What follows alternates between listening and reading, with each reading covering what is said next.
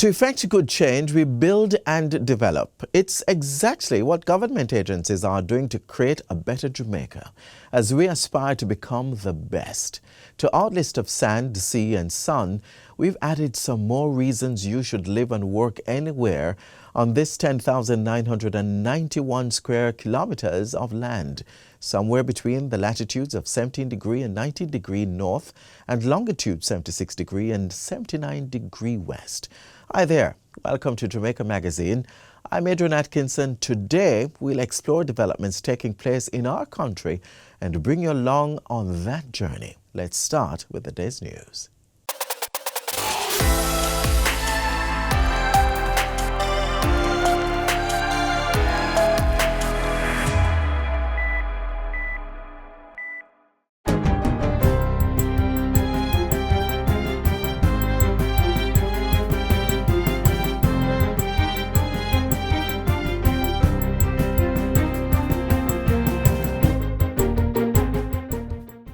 Good day, I'm Stephen McHugh, and this is your JIS News for Wednesday, April 28.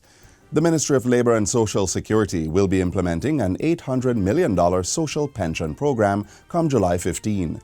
Portfolio Minister Carl Samuda made the announcement during his 2021-2022 sectoral debate in Parliament on Tuesday. The first phase of the program, which begins on July the 15th, targets seniors over 75 years who are not in receipt of a pension, disability benefit, or other retirement benefit or income. These persons receiving cash grants from PATH, poor relief, when they reach the age of 75, will be transitioned to the new program. Beneficiaries of the program will receive $3,400 per month and must not reside in a government-financed institution. Additional persons chosen by members of Parliament will be engaged to assist the cadre of social workers at the ministry in identifying beneficiaries across the island. We will engage a little army because the existing size of our social workers, the team, is too small. So we are going to engage 300 youngsters across the country, which will be able to identify these persons in need. Minister Samuda says the introduction of a social pension will enable government to reduce income inequality and promote a better quality of life for the country's older population. During Tuesday's sitting of the House of Representatives, he also tabled a ministry paper providing detailed information on the social pension program. Meanwhile, more than $9 billion has been expended for cash grants under the Program of Advancement through Health and Education, PATH. Labour and Social Security Minister Carl Samuda says the figure represents a 40% increase over the last fiscal year and is due in part to the funds paid out under the We Care program. He says additional benefits were also provided for nutritional support for children under PATH. This was done in April, June, October and December 2020. PATH families with school-aged children will also receive additional benefits this month. PATH is determined to ensure that our children succeed. It is not what is required, but if used properly, will go a far way in assisting the development of our children. During the 2020-21 fiscal year, 4,223 students received tertiary bursaries to pursue undergraduate programs totaling $423.3 million.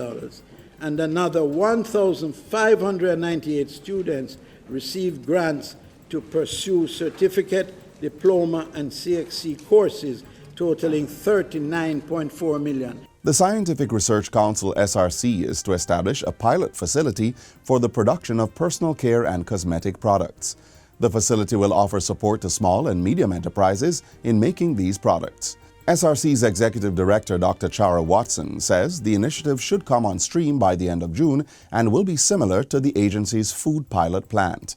Dr. Watson and the SRC's board chairman were speaking at a JIS think tank on Monday. We have been offering training seminars and workshops, teaching persons how to make their own cosmetics. And a lot of our clients have gone on to do so in their own spaces, but there are still quite more that we can do. The SRC is committed to supporting small and medium enterprises, is committed to supporting the promotion and adoption of science. And this will be done through the facilitation of these small and medium businesses, but also how we're going to leverage intellectual property for them to make money. How are we going to use innovations to make companies make money? 51 projects have been earmarked to further develop the parish of St. Thomas into a viable tourist location. In making the announcement, Tourism Minister Edmund Bartlett says 40 of the projects will be implemented within the decade. Minister Bartlett says the St. Thomas Tourism Destination Development and Management Plan 2020-2030 is complete and will be unveiled within the coming months. The destination assessment of St. Thomas identified that the parish has numerous attractions and places suitable for development of tourist accommodation of various types, which should appeal to a wide cross-section of prospective visitors. Its close proximity to Kingston, and especially to the Norman Mann International Airport, suggests that the considerable tourism development is possible there, which will serve as a catalyst for the wider social and economic development of the parish. Mr. Bartlett gave the update at a JIS think tank on Friday. He says the development of the Eastern Parish as a tourist spot is part of a larger plan to add depth and diversity to destination Jamaica beyond the traditional north and west coasts. In other news, an additional 150 social workers are to be employed by the Child Protection and Family Services Agency, CPFSA, to meet the growing needs of the sector. Minister of State in the Ministry of Education, Youth and Information, Robert Morgan, says the move is part of the second phase of the merger of the Child Development Agency and the Office of the Children's Registry to form the CPFSA. And a partnership with HEART has been formed to provide training and certification for all staff members working in residential child care homes. Mr. Morgan says other improvements being considered include the installation of solar energy solutions in some children's homes. The concept paper is being prepared by the CPFSA. And finally, Cabinet is now perusing an amendment to Section 24 of the Child Care and Protection Act to remove judges' discretion to place children in penal institutions via correctional orders without charge. Education, Youth and Information State Minister Robert Morgan gave the update at a recent CPFSA virtual quarterly press briefing.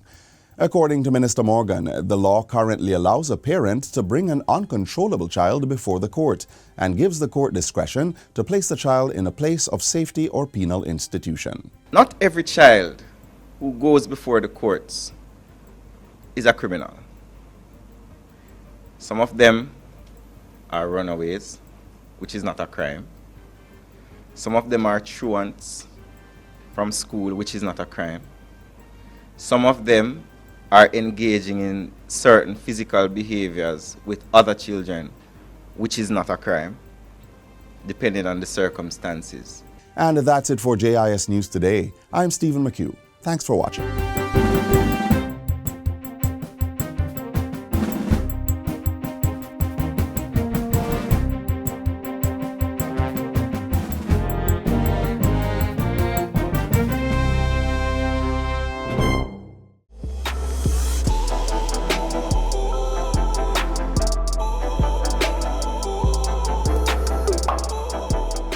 Developments are taking place in our business sectors as government strengthens the drive for efficiency through global developments like ICT. As we maneuver the technological space, here's how the Jamaica Electronic Single Window for Trade is simplifying the process of doing your business in our country. Picture this. You're a busy entrepreneur working hard to grow your business. At the wharf to be cleared are the materials needed to make your products. You are required to visit several government offices and fill out multiple forms with similar information to complete this activity, spending time on the trading process that could otherwise be invested in your business. For you, this may just be a mental exercise, but for many entrepreneurs in Jamaica, it is the reality of trade. a reality that will change with the introduction of the Jamaica Electronic Single Window for Trade. An electronic single window ESW is an IT platform that facilitates the efficient clearance of cargo. An electronic single window is expected to bring simplification, harmonization, and facilitation on international trade transactions under a robust electronic environment. This will bring facilities for customs brokers, government officials to interact with a computerized systems that will have a set of business rules that will allow the traders to fulfill all regulatory requirements, submit all the required data, and be able to complete their transactions in a single and seamless system. With that electronic single window for trade, clearly it's an electronic form, and that will be filled out one time at your convenience, online, and then behind the scene, the BRAs, the Border Related Agency, will collaborate to ensure that your application is accepted. The agencies connected to the system will be able to grant the necessary permits, licenses, and approval for the release of merchandise. When approval is given, the trader receives a notification and can then proceed to collect or send off goods. The introduction of an ESW will reduce the cost and time it takes to import and export goods, creating a more enabling environment for local entrepreneurs and foreign investors. Where we can develop and implement a system where all the transactions can take place through a particular port or point or window in this instance, it makes doing business easier. By extension, therefore, it is expected that the interest in conducting business will be improved, will be increased, and investors will see Jamaica as an even more attractive investor destination. On the other side, it also will aid in the collection of revenue, where we can have a greater throughput of trade and of activity, which by extension generates even much more in terms of the economy. Implementation of the ESW began in August 2018, and the timeline for completion is 36 months. Over 20 border and regulatory government agencies will connect to the platform. The entity responsible for collecting revenue from trade, the Jamaica Customs Agency, is the lead implementing agency. The electronic single window system will be fully integrated, of course, with the Ascuda World system. They're both built on the Ascuda World platform. That information will be passed seamlessly from the electronic single window into the customs management system. And that, of course, reduces time and complexity, having a single point of contact and simplification of information. So that transparent environment, having that electronic track and trace, and of course, ensuring that persons are carrying out their functions within the agreed time frame. The ESW is projected to reduce the number of entities a trader comes in contact with from as much as 5 to 1. In the future, this is how a trader could be making arrangements for the clearance of goods. The Jamaica Electronic Single Window, facilitating efficiency in trade, contributing to a robust business environment, a part of the framework for making it easier to do business with Jamaica.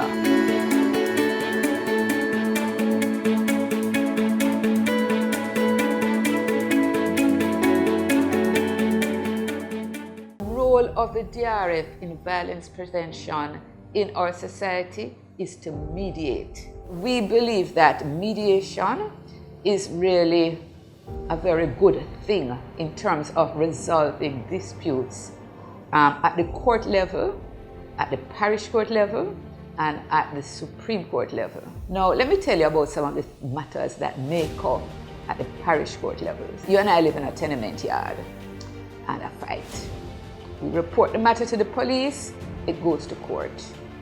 The judge may say, well, you know, you are just probably a teenager, go to mediation and see if you can get a settlement. Because if you can agree, then you won't have a criminal record. We urge everyone, call our offices, come to our offices, no matter how simple the matter may be, come to us. We have persons who are trained. The wave of development is also hitting the security sector of the country. We're seeing how government agencies are partnering and using technological improvements to create a safer space for all citizens.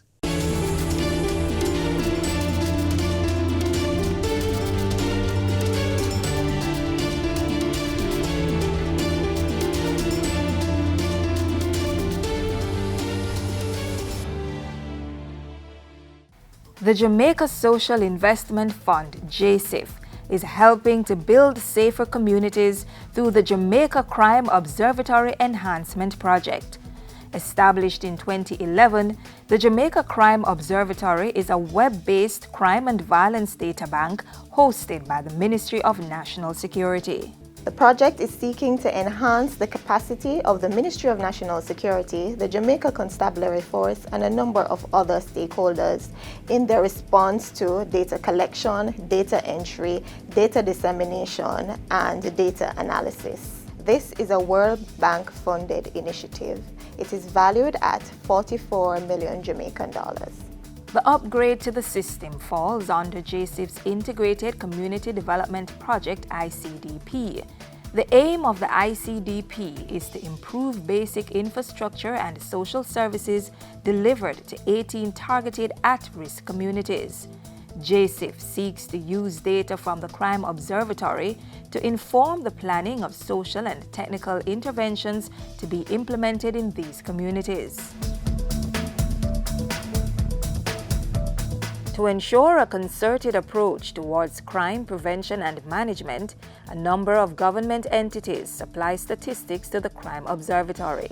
These include the Jamaica Constabulary Force, the Ministry of Health, the Registrar General's Department, and the Institute of Forensic Science and Legal Medicine. We collect data from murder statistics to sexual offenses, suicide, traffic fatalities, hospital data, fatal shootings for various parishes in Jamaica. The Jamaica Constabulary Force, JCF, is the primary source of data for the observatory. Under the project, the Statistics and Information Management Unit of the JCF has received handheld GPS devices to assist in increasing the accuracy of data collected. From the perspective of the crime scene, the forensic crime scene analysts utilize the handheld devices provided by the Jamaica Social Investment Fund to map the exact location of each crime. The devices are also able to take photographs of the environment within which the crime occurs. With that information, the analysts are able to get a better context within which the crime occurs. And that has been very significant in our analysis process. In addition, the gadget also assists us to be able to do analysis, temporal analysis of the time crime takes place. If you plot those information on a graph, you can see over a period of time, you can be able to determine trend, so you can do trend analysis. As part of the JSIF funding, the unit also received laptops, desktop computers, firewall devices, servers, UPS devices, and software packages to improve the efficiency of processing the data collected. It allows us to provide data to the Crime Observatory in a much faster turnaround time than the monthly cycle that we usually provide the data to the Crime Observatory. Additionally, 2 data entry clerks have been employed by the unit to assist with the timely input of information into the system.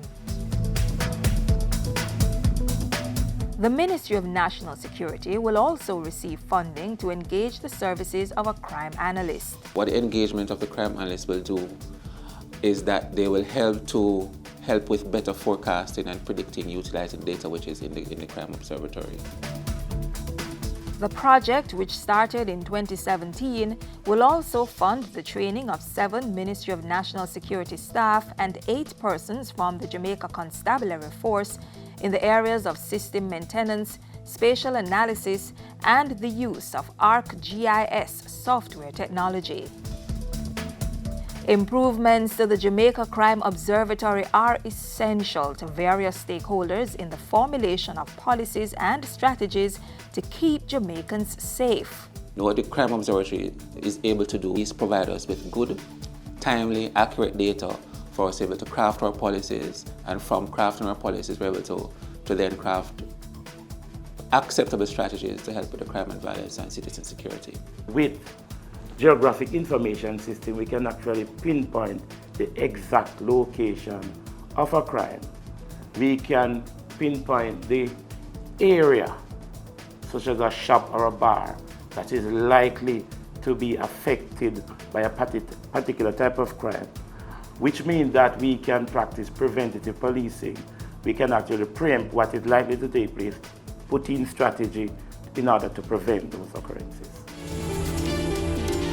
Through the Jamaica Crime Observatory Enhancement Project, the Jamaica Social Investment Fund is enhancing the efficient collection and analysis of crime and violence statistics, building on the capacity of the government to better plan crime-fighting strategies.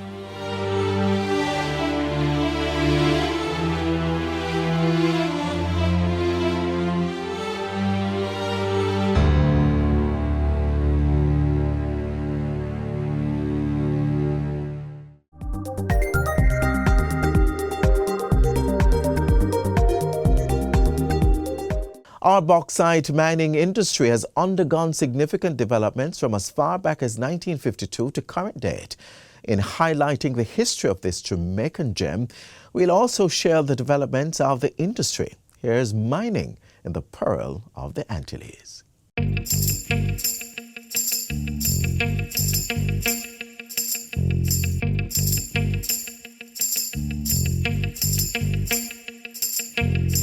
Bauxite has been a stallion in the economic development of Jamaica from 1952, when the country made its first shipment of the product. Pulled from the womb of our earth, labeled as the rich red soil, though closely resembling a burnt orange or reddish-brown color based on how your eyes see it. This precious mineral is conceived with the continuous fulfilled hope of bringing money, major investments, manpower, and however you put it, massive rewards to our island. Bauxite is the ore from which the metal aluminum is extracted. Aluminum is a very, very important metal worldwide because of the lightweight and the fact that it doesn't corrode as easily as iron. The first shipment of bauxite was out of Ocho by Reynolds Jamaica Mines in 1952. A year later, Kaiser also began exporting bauxite out of Port Kaiser in St. Elizabeth, and a number of other companies followed after that. Alcan set up their refinery at Kirkvine and were shipping bauxite out of Port Esquivel by 1954. Then the Alcoa plant at Halsall, and the last refinery to be built was Nain, Alpart refinery at Nain. It was the beginning of the viable mining of the ore, and history tells us how its development filled the coffers of our small island home. Or did it? Jamaica has been an important player in the bauxite industry since the 1950s. We were actually originally the largest producer. The important role of bauxite in our economy is the revenue that the country has earned over the years from the bauxite industry.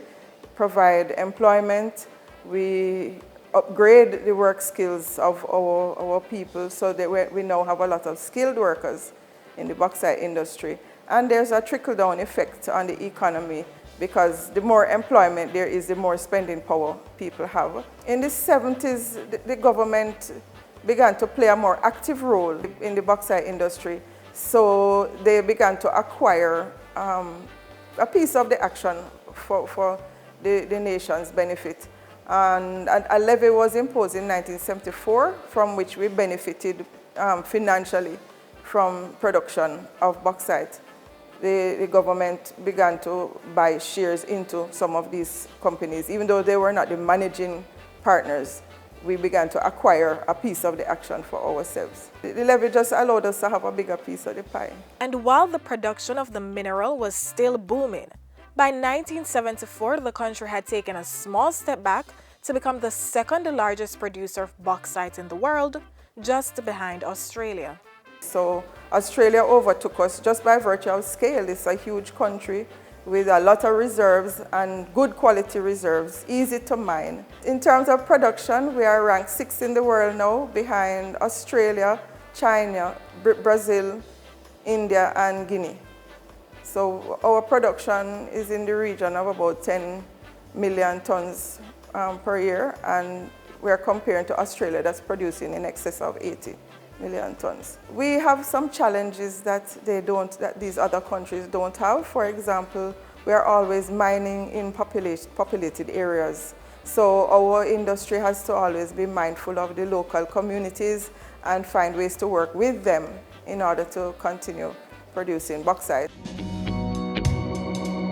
But despite that, the commercial mining of bauxite continues to be one of the most important contributors to the economic development of Jamaica, accounting for about 10% of gross domestic product, GDP. In addition to that, the industry represents one of the largest gross earners of foreign exchange for Jamaica. As long as human beings require resources, they will try to extract it wherever they can. The consumption of aluminium is going up. So I see as long as we have reserves available here, I expect that mining will continue. For at least the next 30 to 40 years, we should have enough reserves to continue at our present capacity.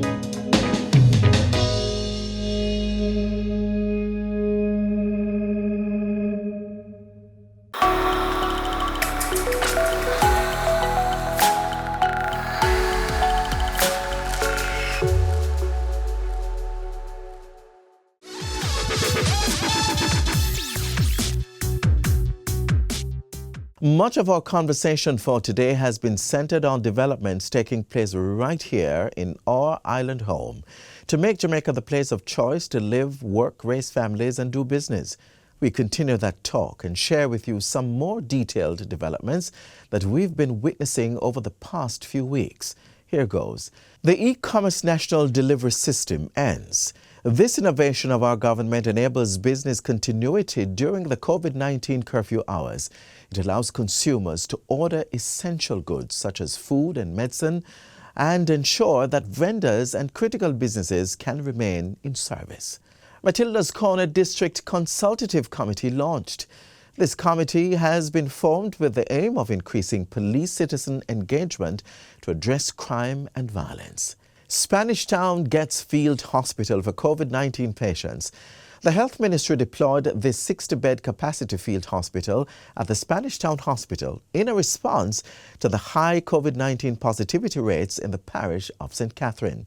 The Montego Bay Perimeter Road project, the Ministry of Economic Growth and Job Creation has entered into a $220 million design and build contractual agreement with China Harbour Engineering Company Limited, CHEC, to execute this project.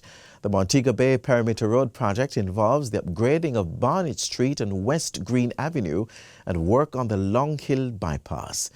These are all certainly contributing to Jamaica becoming the place of choice to live, work, raise families, and do business.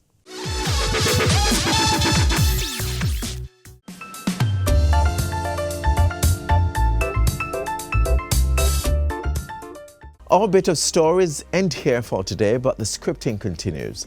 Because really, more work is being done for the continued development of Jamaica. You can do some research on other government initiatives or simply watch out for another Jamaica Magazine program tomorrow. A refresher of today's show can also be had on our YouTube channel.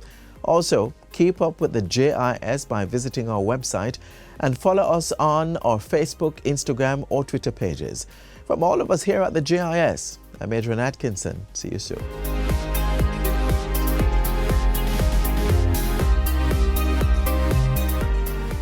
This has been a production of the Jamaica Information Service, the voice of Jamaica.